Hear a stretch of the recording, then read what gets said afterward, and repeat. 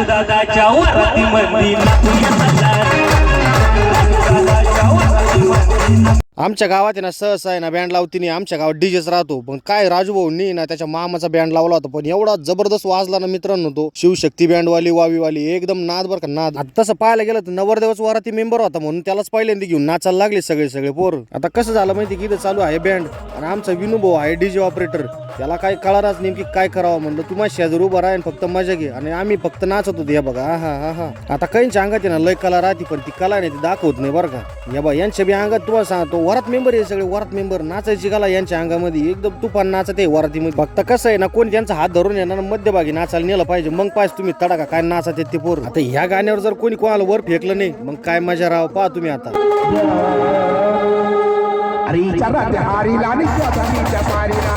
दमादमाने एवढं पब्लिक वाढलं नाचायला काय सांगू मित्रांनो. कारण सांगतो त्याच्या मागचं. राजू भाऊ कसा आहे वरात मेंबर आहे. वरात मेंबर म्हणल्यावर तो सगळ्यांच्या वरतीत नाचायला जातो म्हणून त्याच्या वरतीत एवढी पब्लिक.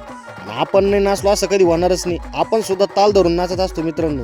वरातीमध्ये सगळ्यांच्या अंगातली कला आहे ना बाहेर यायला लागते. तुम्ही ना दमादमानी बघा पुढे तुम्हाला सांगतो अशा भारी ठुमका लावायच्या काही पोरं काय नाद होता राव. आता यानंतरची वरात आहे ना 20:04 राहणार मित्रांनो. तुम्ही टेन्शन घेऊ नका. पुढच्या वरतीला आपण अजून धिंगाणा घालणार आहे. त्याच्यामुळे तुम्ही आत्ताच हर्षल लाऱ्याला फॉलो करा तर कसं आम्ही लग्नाळू.